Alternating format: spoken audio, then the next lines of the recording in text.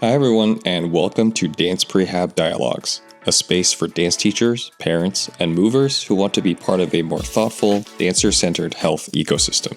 I'm Dr. Robert Tsai. I am a dance performance physical therapist and the founder of Dance PREHAB Physical Therapy and Performance. Whether you're guiding a young dancer, imagining greater possibilities, or continuing your own movement journey later in life, we're here to explore how preparation, communication, and care can evolve with you.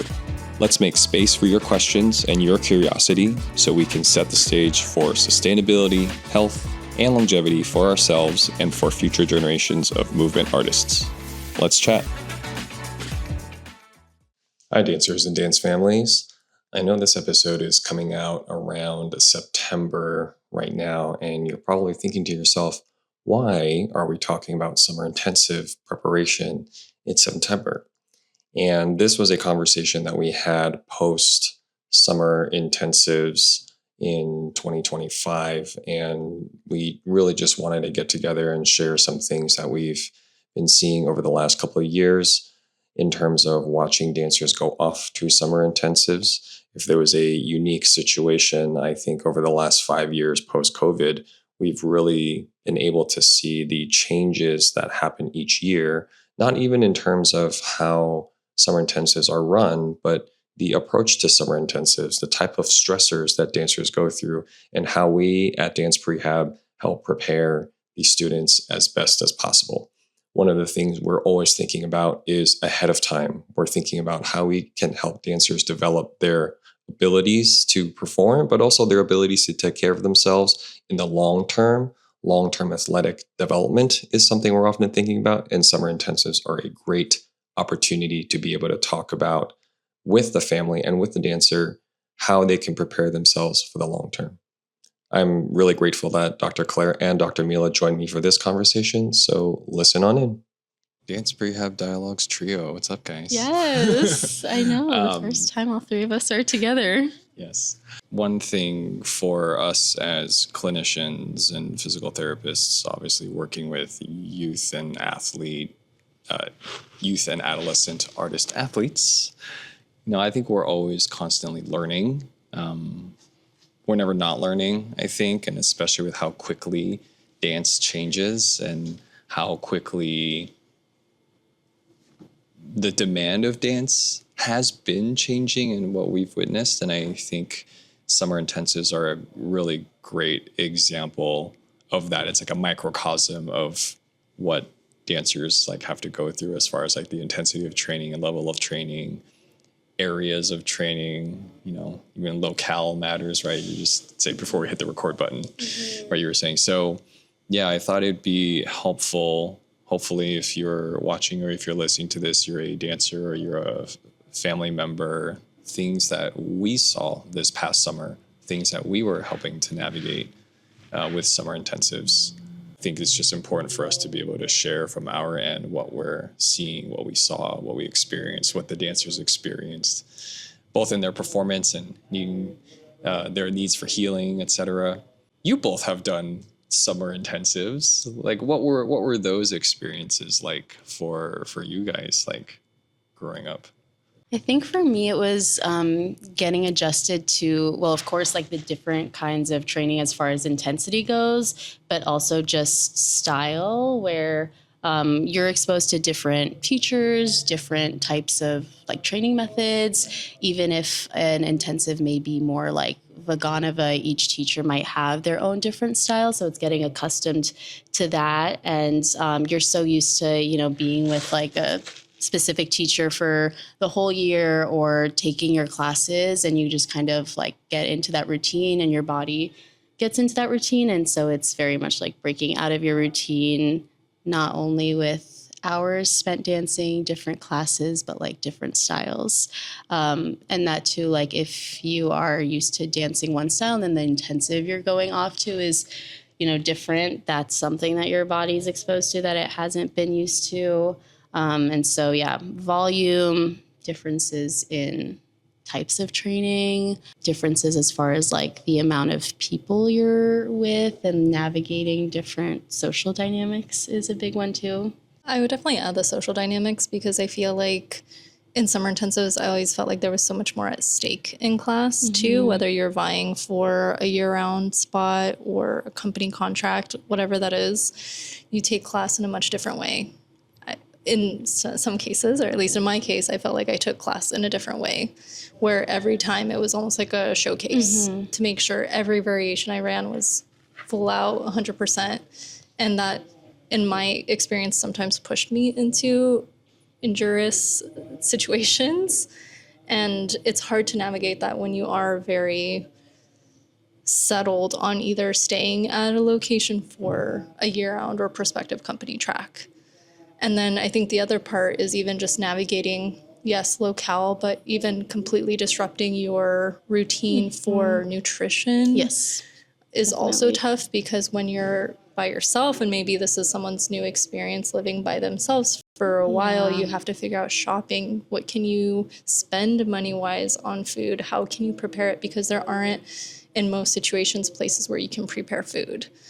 And so that also was a little bit of a shift, and especially when we're talking about injury risk. And also, of course, we need to manage sleep, stress management, rest, but also nutritional intake is a big factor of that can have a bit of a different situation going into a summer program versus your home routine. Yeah, no, definitely. And I think even though that's outside of our immediate domain as physical therapists, just gauging like a dancer's knowledge and understanding of that, like, do they even know that with the amount of exertion and like energy expenditure, like how they're going to be replenishing themselves, and also just like having to make those decisions on their own. And also in like the broader context of recovery, where so much of that is in nutrition and in sleep, and your overall routine is disrupted. You're in a different environment. You're like surrounded with different people. How do you still like maintain and ensure consistency with that? So a lot of it does go back to like just having the knowledge and making that a priority, and knowing like why that's a priority. So yeah. And I feel like you could probably speak to that as well, with like just still consistency and recovery. Yeah, I think this summer, one of the biggest things I think I was managing, even for myself, working with dancers and keeping tabs on dancers and families, and how much they were performing and what their specific summer intensive demands were. And I think that's something that we all kind of started asking early on in like March, April. Where are you going for summer intensive? What styles these particular summer intensives had. Are they expecting to do more jumping? Are they expecting to do a mix of ballet technique versus contemporary? Is there hip hop involved? I don't know.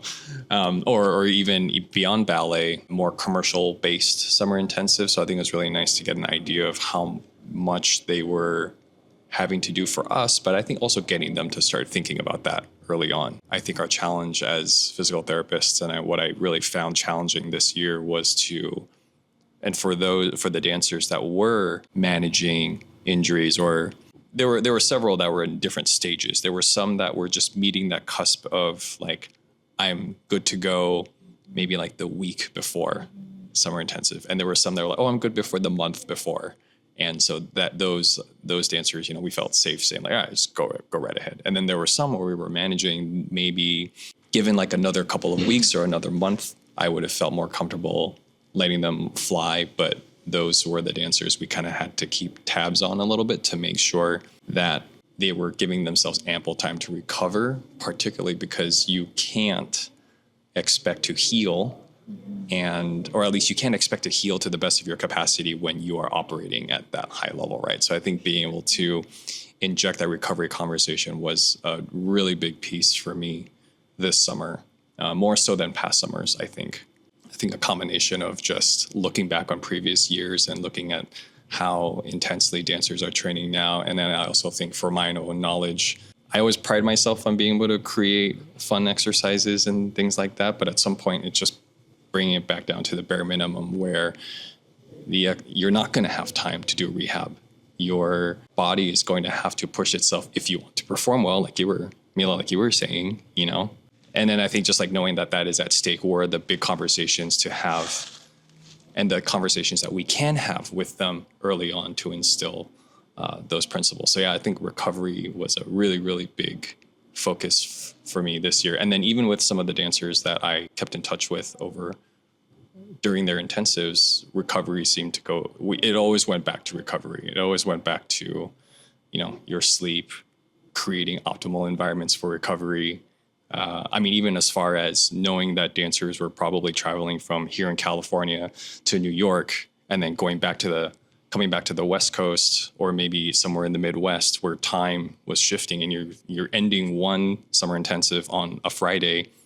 Maybe you get a day of rest, you get a travel day, and then you start on Monday again on a different coast. Mm-hmm. And what can you do? So even conversations about get yourself in some sunlight so you can adjust your biorhythms to the best of your ability, and then you can perform. So that was I think going into this summer, the thing I was thinking about the most was less about the exercises and more about, hey, how are you taking care of your baseline parameters, or at least putting that out in the open, making it part of the conversation. And that was a part of any, summer intensive education that we were involved in too. I think to go back to what you were saying with identifying what their baseline is and truly discerning their level of readiness, especially in the midst of an injury, or if they have been dealing with an injury for even several months leading up to the intensive. And maybe, like you said, they're just at that point where they're cleared to participate, but then taking into account they're participating at a much higher level than they have been used to.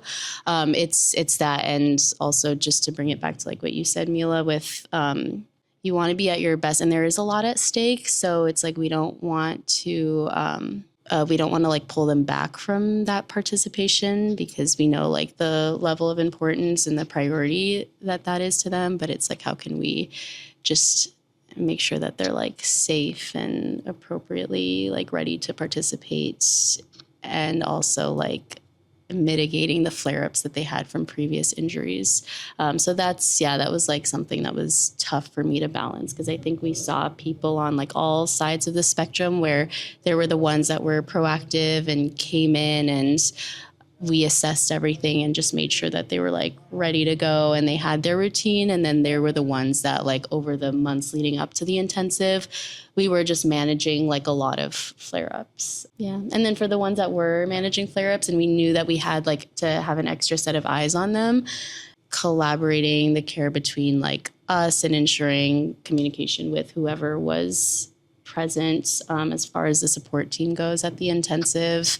And I think that posed another challenge as well, was just getting adequate care. And with summer intensive, there are always going to be some restrictions as far as accessibility to physical therapy, or time restrictions where maybe they're only allocated a certain amount of time. And so in that case, it's, I think like you said, putting out the fires, or just making sure that things don't escalate and they're still, safe enough. And I think the other part of that is learning through other people's experiences how much of a difference what you think your expectation of going into an intensive is going to be versus what it is. And sometimes there are just those variables that we can't account for. For example, going to a program and thinking the basis of the training, but having teachers that focus on something especially more so, like jumping, and how that might potentially relate with history of injury, if that's the case, or just maybe overloading for someone who's just not used to that kind of training and that intensity of training. So just being able to also take those moments, and even if there was something that came out of that, whether that was overload or an injury or anything, but just being able to always kind of reflect, find the learning points from that experience and navigate that into a healthier focused season ahead. So trying to use those experiences to then also spring into our conversations for the fall, especially obviously with Nutcrackers coming up, figuring out what makes the most sense for each dancer now to transition into the fall season. People are just coming back from summer intensive. We just finished our summer and the conversation is already Nutcracker, right? So I love it. Yes. Mila's like, I'm ready. Give me Always all. ready. I want to hear Nutcracker all year long. Yeah, what if you did that? What if you just had, you know what, we're gonna do Nutcracker in like July. Intensive for Nutcracker. I mean, I'll be there. Summer intensives, but really it's just Nutcracker prep. I mean, why not? Yeah. I feel like in physical therapy and generally speaking, like we always like to, highlight wins and successes and whatnot. I'm very happy to say that, at least I know on my end, there were some people I was seeing early in the spring. I mean, we're talking like as early as February, March, and most of the time I feel like those types of situations that we were managing were probably either post-operative or they had had surgery a while ago and they had sort of reached a limiting point in their regular care. And I think being able to take over from there and collaboratively too, not even just in terms of like us and teachers and us and family, but us and other physical therapists or us and their team over at their school, and really setting the stage, no pun intended, for them to like be successful. And now that we're done with summer intensives going into the fall, it's kind of nice to hear back from dancers that like, hey, I made it through summer intensive, like no problem. When back in January, February, they didn't even know or they had already been taken out of the summer intensive that they had intended in participating in. So I think selfishly and perhaps just in a self-affirming manner, it's nice to hear success stories. And I think, remind ourselves that yeah, we're continuing to do the work that we feel called to do and do so purposefully. How about you all? Any celebrations? So I think for me, I've been able to track people now over a couple of years. So I've had dancers who this was their second summer intensive in the time that I've seen them that they were going to. And so we could kind of draw upon the experiences of the previous one to figure out like what worked, what didn't work. And then that informed our preparation better for like this summer intensive. Maybe it was where we started too late. And I think that's why we start the conversation of summer intensives like literally as soon as Nutcracker is over. That's when we get into the, just to make sure that there's like ample time. And so they understand what like consistent training will look like in preparation for the summer intensive. So I think as far as wins go, like it was just having dancers reflect, like who have been to several summer intensives, what for them felt like was difficult, that didn't work well, what were the habits that they stuck to that like did serve them well, and then just incorporating that and applying that to like the summer intensive there. And then I think too, it was ensuring that if communication did need to happen, knowing who to reach out to or knowing that needed to be done like well ahead of time, making connections ahead of time with like summer intensive staff and helping to sort of facilitate like that collaboration if they needed additional support, knowing who the team was there and just reaching out to them, making sure that the parents felt assured and everybody was like kind of on the same page as far as support needed to be. I'd say one that sticks out for me is not necessarily even like a summer intensive, but working with like an adult dancer and going into performance in the summer season, but also a very intensive performance. We had started working earlier in the spring together, and they had also kind of reached a limiting point where they had made a ton of progress previously, but there was still just a few things that were a little bit more challenging for them to be able to do things like jumping with stability and consistency, especially for something that was particularly challenging, just extremely difficult as far as their performance goes in terms of the demand on their body.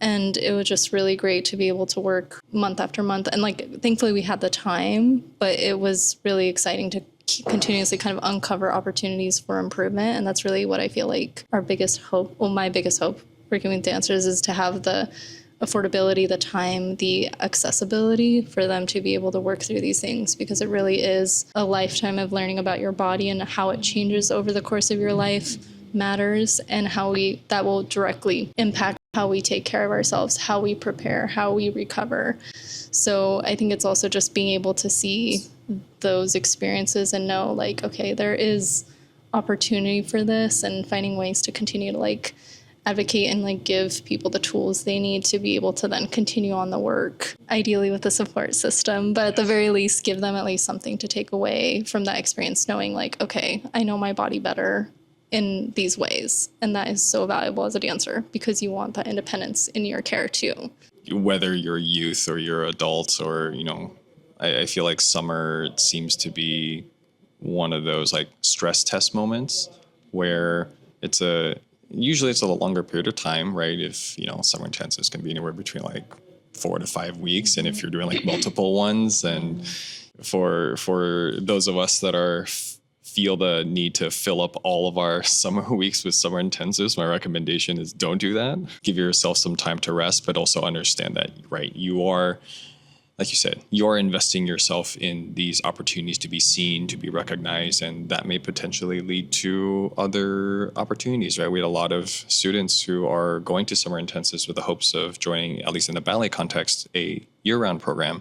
Or if they're in like the commercial world, they're going to these summer intensives because they want to be seen by a choreographer, or maybe there are, performance opportunities, small choreographic opportunities to be exposed to someone's style, or perhaps once again, everything is so connected. And even for, I'm not choreographing or setting work or anything like that, but I think with the way that we are embedded in our community, you start to notice who's who and who's where. And it is impossible, I think, right now to not know who is in our community and then who are sort of I don't want to necessarily call it like rising stars, but like the people that are doing notable work in places. All this to say, the world is tiny, and we understand it when, you're going to summer intensive, and this is your stress test. This is what it's going to be like when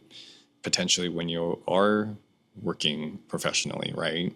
I think it's just like understanding that there is that like stress involved. And as you were saying, how can you learn to trust your body? So when you are in these like stressful situations, and not stressful like bad, like stressful like there are other things you have to worry about other than, or we hope that you can take your mind off of whatever it is you were dealing with, whatever ailment, so you can perform your best, right? And the only way to replicate 5 weeks of stress is to do 5 weeks of stress. And can we replicate that responsibly before you go to your summer intensive? The answer is no, right? We have to make sure that we cover the parameters the best way we know how. And then it's a mixture of that, the exercise, the recovery. And then, as you both have said, finding resources. It takes a village, and we're a small part of that village. And hopefully we can connect people to different places, especially as far as going to an unfamiliar place, right? Speaking of unfamiliar places, before we hit the record button, Claire, you were saying something about we talked about nutrition. You had briefly mentioned nutrition. Mental health is always in the picture. What are some other things? I know you had talked briefly about travel needs, if you will. Travel needs. Yeah, I think that's where, like, I guess the conversation of like the hidden load comes in when we're discussing load. So much of that is in preparation for how many hours you're going to be like dancing and the types of dancing you're doing and just the volume and intensity in the context of dance. But then when you are in another environment, there are so many other like physical factors and like areas of expenditure involved. So a lot of times like that involves walking great distances to get to this year intensive. Like you might be dorming and you have to, walk like a mile. I mean, I've heard dancers walk up to 2 miles to get to the studio. And that's a big difference because, I mean, here in Orange County, we don't really walk that much. Like there aren't that many opportunities for walking. Most of the time we just like drive right up to the studio and then we're there. So it's just taking into account and almost like anticipating what the other needs will be. It could be maybe like up to like 10,000 steps or more of walking. And then that also, we take into consideration like the footwear, like booties are very popular, which don't provide a whole lot of support. Or then everything that you're going to be like carrying as well. I know you mentioned, Mila, before we were recording, like in places like New York, when you're dorming, elevators aren't that common. So also going up like 5 flights of stairs, that is an additional load. And Also, like excursions over the weekend. So even though like one day might be a rest day, like is it truly a rest day if you're going to like amusement parks or walking around a city and just like accumulating so many steps there? So it's understanding that, it's anticipating that, and it's also knowing that that is physical volume that needs to be like taken into account as far as recovery with like nourishment and sleep and sustaining that for the long run.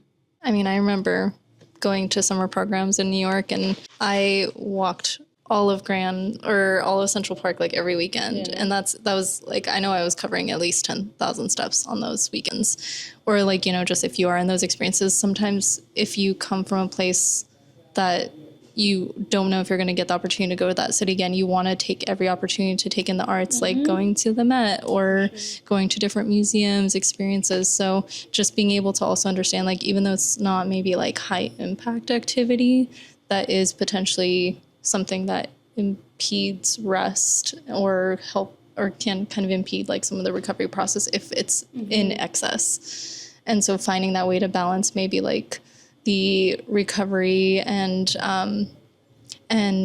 considering like, you know, mental, physical rest in that way, but also being able to, or like kind of balancing like the mental rest by doing something maybe more invigorating for you culturally, mentally, artistically, but being able to understand at what end maybe that can also potentially be a little too much, and finding ways to space it out, like not necessarily taking that out of your week, but making plans if in the future, just being able to space things out or being a little bit more aware of how you can incorporate rest into those like trips. I think about my step count every time I go to New York, and I look at if I'm wearing my Apple Watch, then I'm like, oh yeah, it's, you know, 3 days, boom. I think, yeah, honestly, it's I mean, we're in California. I drive, like hitting 10,000 steps. It can be a challenge. It really shouldn't be. But and then I go to New York and it's like 20,000, no problem. Yeah. Yes. Yeah. And carrying your dance bag with everything, all the point shoes, all the everything. And then also if you're going grocery shopping, you're carrying all your groceries back to the dorm, whatever. Yes. We talked a little bit about sort of, you know, successes and obviously wins and things of the sort. Curious to know, was there anything that we felt like we had to manage in real time with dancers who were out during summer intensive? I don't think I had anything too drastic, but a pattern that I noticed from the years before as well as this year was things just seem to flare up a little bit like that first week as bodies are just getting adjusted. It could be something completely unrelated to a previous injury, but I think that's when maybe dancers might catastrophize the most, because it is that first week. You want to make like the best impression, and then out of nowhere there's like an unfamiliar pain or something that you feel like is quite significant. For most cases, it was just kind of like the body was in a little bit of shock. And it, you know, I just said like, write it out, go back to the staples that you know in your routine. Luckily, it seemed to subside and just let the body do its thing. It was managing that without like a full assessment and without, you know, them physically being here, just getting as much information like through messages as I could and being able to guide how, you know, was best appropriate, and just trying to be mindful of like consistent check-ins until it seemed like they could self-manage. But yeah, I think like self-management and how can we best help them understand what that is, and like self-regulating as well. And I think that's also where the conversation of like intensity comes in that first week of, yeah, you want to give a great impression and there's a lot like riding on it and you want to show up at 110%. But it's like if you are just going at your 110%, you're not going to have enough gas in your tank to sustain you for the rest of the intensive. So how do you like self-regulate and self-manage that? And what does it look like to maybe perform at a little bit lesser intensity like the first week to just help you ease into things? Yeah, especially if, you know, even just for summer intensive, but like what's before that, right? Because there were a lot of situations where once again, all across the board, either dancers had a couple of weeks rest and they were able to jump back in which, you can have that conversation of like, hey, ramp back into it. Or I had a few situations where same thing, it was like one, finished a show or a recital, right? We had high school shows, we had studio recitals, we had pre-professional program, end of season performances, and then boom, summer intensive. And it was like, look, you actually don't get a break. We talk about, ramp up into your summer intensive, but you're already operating at a higher level already. And so you don't really get a chance to dip down. And then there's the other ones where they were doing really well, and because they were doing so much, perhaps their health faltered a little bit, and so they got sick for 2 weeks, and then like, oh, I'm leaving for the East Coast tomorrow, right? And so I think just once again managing those expectations, and I think what I found this year too, same thing with some dancers we've seen over the years, if especially they've been on a pretty solid prehab program, going back to exercises, being able to say, hey, this is your toolbox. Let's see what's in there. I did have a couple of situations where I did have to manage either a recurrence of an injury or a completely new injury, unfortunately.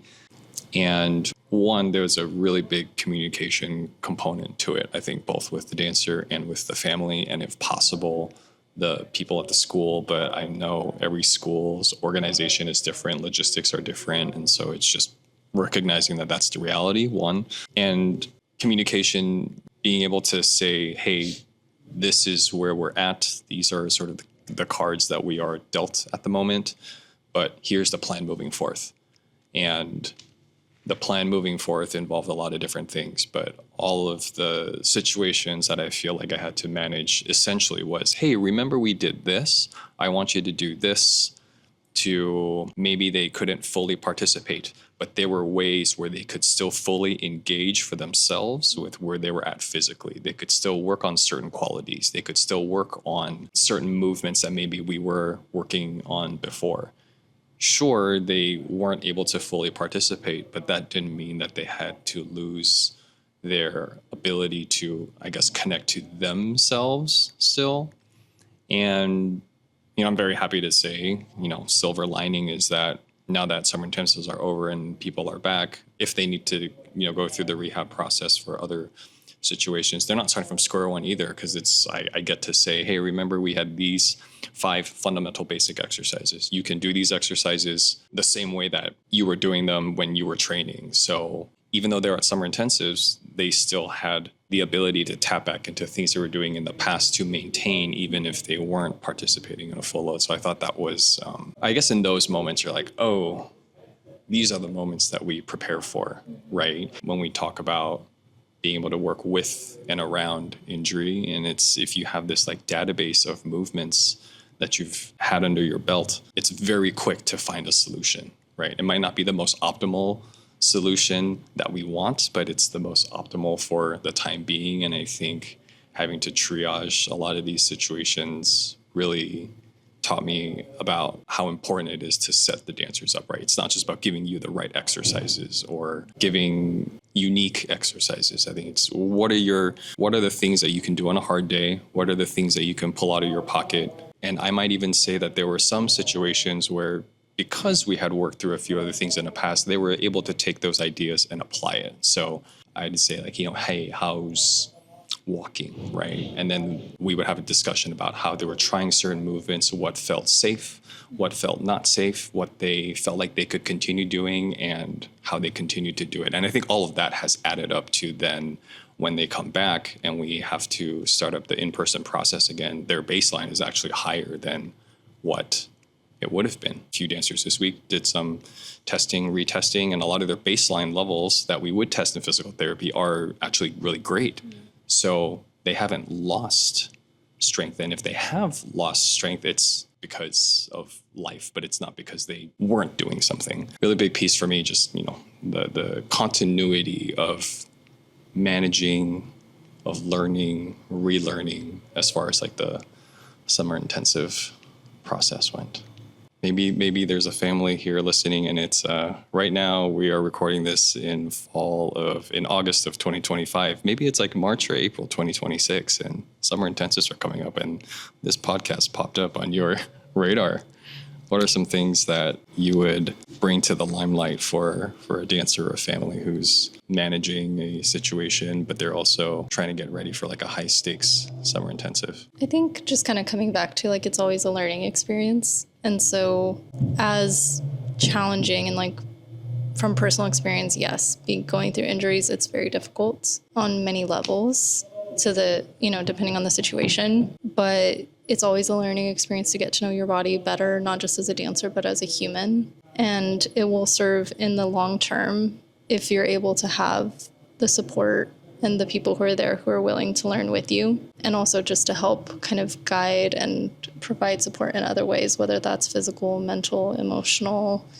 So just being open to always kind of utilizing each experience as a jumping off point to understanding, okay, maybe if this is changing what I'm doing right now, how will this make my next summer intensive, my next company contract that much more rewarding, efficient, and successful for me by taking these lessons out of that experience? Because unfortunately, it's just something that people have to navigate oftentimes. Like something will come up, whether that's even just like an overload, but just always using it as a learning experience and always finding the people that help support and learn with you versus, just finding the people who are willing to listen and help. I feel like I couldn't have said that better. That sort of like encapsulated everything. And I think just like we take each experience and we learn from it and we apply what we learned into how we'll care for ourselves better just along like the different seasons that we have to navigate and along like growth that we have to navigate. Also using the summer intensive and just like being present with each moment and sort of like figuring out like what we can learn in each moment with each class, because like that's what it is. It's a chance to, like you said, learn about yourself as a dancer and as a human and who you are as an artist and just like explore who you are. So I know that we're always like thinking ahead and thinking how this summer intensive might affect our future, and there is a lot at stake with like contracts and future experiences, but just really like making the most of what it is in the now and the present. So No, I think you guys covered it wonderfully. Like I said, it's about how we manage stress, and I think summer intensives are always that moment where we have to, when all of these things are at stake, what are the things that we fall back on? And the things that we fall back on are going to be our foundations that we set. Sometimes we have the opportunity to learn and unlearn as things are revealed, and I think that's what makes this journey so wild, is that there's always so many things to learn. So yeah, thank you. Yes. Thank you for being here with us on Dance Prehab Dialogues. Whether you're guiding the next generation or continuing your own path as a mover, you're part of a bigger shift towards care that lasts and teaching that evolves with the dancer. These conversations definitely don't end here. They grow through the questions we ask, the curiosity we hold, and the small changes we make in the studio, on stage, and beyond. So here's to showing up, and we'll be right there with you. See you at the next one.